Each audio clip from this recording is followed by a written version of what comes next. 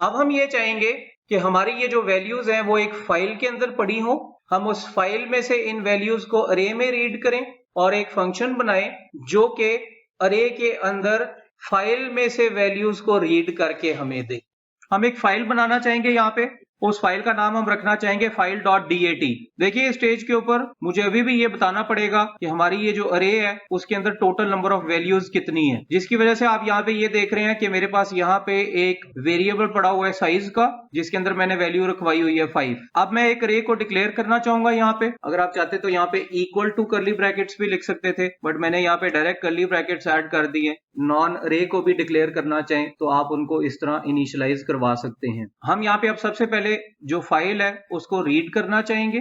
देखिए मुझे यहाँ पे इफ स्ट्रीम इस्तेमाल करने के लिए एफ स्ट्रीम इंक्लूड करनी पड़ेगी। यहाँ पे मैं यहाँ पे इस इन के थ्रू ओपन करना चाहूंगा फाइल डॉट dat और मैं यहाँ पे रीड करवाना चाहूंगा हमारे फाइल के अंदर जितनी भी एंट्रीज हैं उनको। So the idea now is कि हमारे पास ये जो फाइल है इसमें से हमने एंट्रीज को रीड करना है एक अरे में। There are two ways of doing it. पहला तरीका तो ये है कि मैं मेन के अंदर ही ये काम कर लूं, और दूसरा तरीका ये है कि मैं ये जो फाइल का स्ट्रीम आइडेंटिफायर है इसको एक फंक्शन को पास कराऊं और फंक्शन के अंदर अरे की वैल्यूज को रीड करूं। ये सारे का सारा काम जो है वो पहले हम करते हैं मेन में, और उसके बाद ये सारे का सारा काम हम करना चाहेंगे एक ऐसे फंक्शन में जो कि फाइल के थ्रू वैल्यूज को रीड कर रहा है और अरे के अंदर वैल्यूज को पॉपुलेट करवा रहा है। हम सबसे पहले देखना चाहेंगे कि क्या हमारा स्ट्रीम का वेरिएबल एग्जिस्ट करता है या नहीं। अगर ऐसा नहीं है, for whatever the reason is, तो आप यहाँ पे सी आउट करवा देंगे that the file can not be read. Imagine करें कि आपके पास यहाँ पे सपोज करें कि अगर ये फाइल एग्जिस्ट नहीं करती, ये फाइल डॉट dat, इसको यहाँ से मे बी डिलीट कर देता हूँ और अपने प्रोग्राम को चलाता हूँ, तो आपको जो आउटपुट मिलेगी that would be the file can not be red. मैं यहाँ पे इस फाइल को जो है वो वापस ले आता हूँ, फाइल हमारी वापस आ गई है। हम यहाँ से अब वैल्यूज जो है वो रीड करना चाहेंगे and it's very easy for us to read the values. For that I require a loop. वो लूप आई की वैल्यू 0 से स्टार्ट होगा, आई लेस देन 5 यानी कि साइज तक चलेगा। हर वैल्यू को फाइल से यानी कि इन से रीड करवा लेगा हमारी अरे के इंडेक्स आई के अंदर जाके। हमारी अरे के ith इंडेक्स के ऊपर जाके हर वैल्यू को हम रीड करवा लेंगे यहाँ से। तो if I run my program, तो आप ये देखेंगे कि the values before sorting are these and the values after sorting are these. हमने ये जो काम किया है, I would want to create a function out of it. इस फंक्शन की रिटर्न टाइप मैं वॉइड नहीं रखना चाहूंगा। हम इसकी रिटर्न टाइप अगर चाहें तो वॉइड रख सकते हैं, बट मैं इसकी रिटर्न टाइप रखना चाहूंगा बूल। अगर फाइल रीड हो जाती है तो मैं यहाँ पे हमारा जो सॉर्टिंग का फंक्शन और जो डिस्प्ले का फंक्शन और जो सब कुछ है वो चलाना चाहूंगा। लेकिन अगर फाइल रीड नहीं होती, तो फॉर एग्जाम्पल फाइल एग्जिस्ट नहीं कर रही, फाइल के अंदर कोई मसला आ गया है, what ever the case may be, तो उस केस के अंदर मैं हमारा फंक्शन जो है जब वो unable to read the file वाली आउटपुट के ऊपर आ जाता है तो मैं ट्रू नहीं रिटर्न कराना चाहूंगा, मैं फॉल्स रिटर्न कराना चाहूंगा। और फॉल्स रिटर्न कराने का मतलब ये होगा कि उस केस के अंदर आप अरे को डिस्प्ले भी ना करें, आप अरे को सॉर्ट भी ना करें और अरे को दोबारा डिस्प्ले भी ना करें। So I am going to create a function जिसकी रिटर्न टाइप यहाँ पे होनी चाहिए बूल। फंक्शन का नाम स्पेसिफाई करना चाहिए कि वो फंक्शन कर क्या रहा है। I am going to read from file in array. ये इनपुट लेगा सबसे पहले एक इनपुट स्ट्रीम का identifier as an input. Input stream का जो आइडेंटिफायर है उसकी जो डेटा टाइप है दैट इज इफ स्ट्रीम। तो पहला जो आपका यहाँ पे पैरामीटर आएगा वो बनेगा इफ स्ट्रीम का एक कोई आइडेंटिफायर जो कि आप यहाँ पे पास करवाना चाह रहे हैं। कॉलिंग के वक्त आप यहाँ पे इफ स्ट्रीम नहीं पास करेंगे, बल्कि आप यहाँ पे पास करेंगे इन। दूसरी है आपके पास अरे और तीसरा है आपके पास साइज ऑफ द अरे। सबसे पहले इस फंक्शन को कॉल करते हैं। ये जो भी लिखा हुआ है यहाँ पे इफ से लेके एल्स तक ये यहाँ पे ना लिखा हो, और यहाँ पे कॉल करना चाहेंगे एक फंक्शन और वो फंक्शन होगा read from file in array. ये फंक्शन पहला पैरामीटर ले रहा है इनपुट स्ट्रीम का आइडेंटिफायर जो कि हमारे केस में है इन। दूसरी वैल्यू जो यहाँ पे ले रहा है वो फंक्शन वो है हमारी अरे का नाम, और तीसरी वैल्यू जो यहाँ पे ले रहा है that is the size of your array which in our case is size.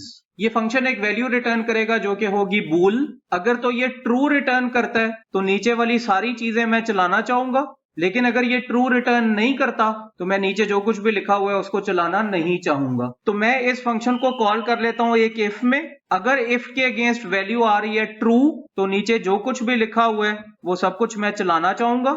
लेकिन अगर इफ के अगेंस्ट वैल्यू रिटर्न होके आती है फॉल्स तो नीचे जो कुछ भी लिखा हुआ है उसको मैं चलाना नहीं चाहूंगा। ये करने से पहले ये देख लेते हैं कि क्या मैं इस फंक्शन को कॉल कर सकता हूं या नहीं। देखिए, एक वैल्यू रिटर्निंग फंक्शन को आप नॉन वैल्यू रिटर्निंग सेंस में कॉल कर सकते हैं। उस केस में होगा सिंपली ये कि उसकी वैल्यू जो भी आप रिटर्न कर रहे हैं वो कहीं पे भी जाके सेव नहीं होगी। Still you would see that there won't be any error in your program. However you do see one error in your program and that one error is always coming at this particular line. ये जो एक line है इसका error मैं आपको पढ़ के सुनाना चाहूंगा। If stream in error function can not B referenced, it is a deleted function. इसको आप रेफरेंस इसलिए नहीं कर पा रहे क्योंकि आपने इसको किया हुआ है पास बाय वैल्यू के whenever you have got stream के identifiers, whether it is IO stream के आइडेंटिफायर्स या एफ स्ट्रीम के आइडेंटिफायर्स, तो by rule they should be passed by reference. इसका मतलब ये है कि यहाँ पे असूलन मुझे इफ स्ट्रीम के बाद M% लगाना चाहिए। As soon as I will write an end over here, आप ये देखेंगे कि ये वाला एरर जो है यहाँ से रिमूव हो गया। इस वक्त ये फंक्शन मैंने डिक्लेयर नहीं किया कहीं पे। So let's first of all declare this function. इसकी जो return type है that is bool. The name of the function is read from file in array. It is taking 3 parameters as an input. वो parameters बनाने से पहले मैं जरा यहाँ पे इसकी definition मैंने copy की हुई है वो यहाँ पे ला के paste कर देता हूँ। हमारे पास ये जो function है read from file in array, it is taking 3 parameters as an input. पहला parameter का कोई भी नाम आप रख सकते हैं, जरूरी नहीं है कि आप यहाँ पे इसका नाम in रखें, आप इसका नाम यहाँ पे suppose करें input रख सकते हैं। विच मीन्स कि आप जहां जहां पे आपने इन इस्तेमाल किया हुआ है वहां पे आप इन नहीं इस्तेमाल करेंगे, बल्कि वहां पे आप इस फंक्शन के अंदर आके इनपुट इस्तेमाल करेंगे। एक वेरिएबल यहाँ पे आप पास करा रहे हैं साइज का, लेट से उसको हम s के तौर पे यहाँ पे बाय वैल्यू पास करा लेते हैं। और तीसरा जो आपने वेरिएबल पास किया हुआ है वो है the value of the 0th address of your अरे। लेट से कि हम उस अरे का नाम a रख लेते हैं यहाँ पे, तो आपका ये सारे का सारा फंक्शन आपने लिख लिया है। अब अगर तो इनपुट के थ्रू वैल्यूज को रीड कर लेते हैं तो आपका फंक्शन यहां से रिटर्न करेगा एक वैल्यू जो कि होगी ट्रू।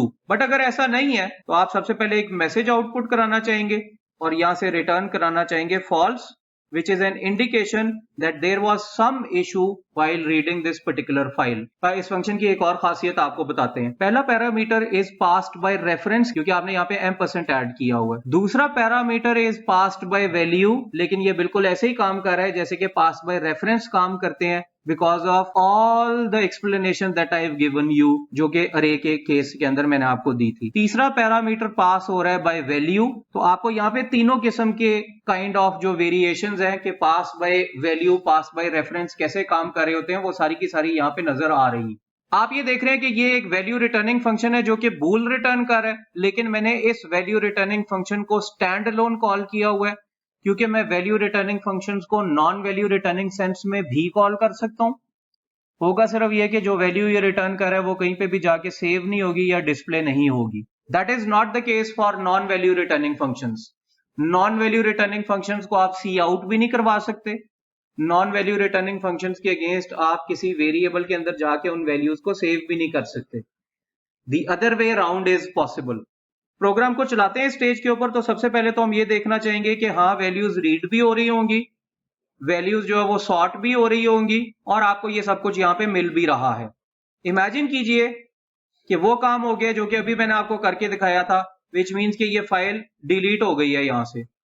अब फाइल डिलीट होने से आपको एक मैसेज मिलेगा and that message is that this file can not be red, but still नीचे वाली सारी चीजें चल रही हैं। हम चाहेंगे कि ये नीचे वाले फंक्शंस ना चलें अगर हमें कोई ना कोई एरर मिल गया है यहाँ पे, क्योंकि मुझे पता है कि ये एक वैल्यू रिटर्निंग फंक्शन है और ये बुलियन रिटर्न कर रहा है, तो मैं इसको एक इफ में लगा सकता हूं।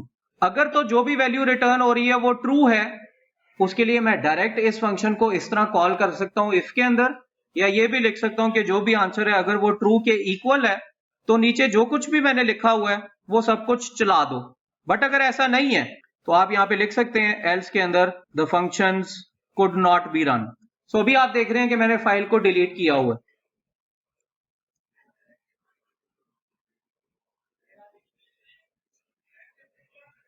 बट अगर सपोज करें कि ये फाइल एग्जिस्ट कर रही है फाइल पड़ी हुई है यहाँ पे। तो अब आपका ये इफ भी चलेगा, प्रोग्राम को जब आप चलाएंगे तो अब आप देखेंगे कि नीचे वाले फंक्शंस जो हैं वो एज सच चल रहे होंगे।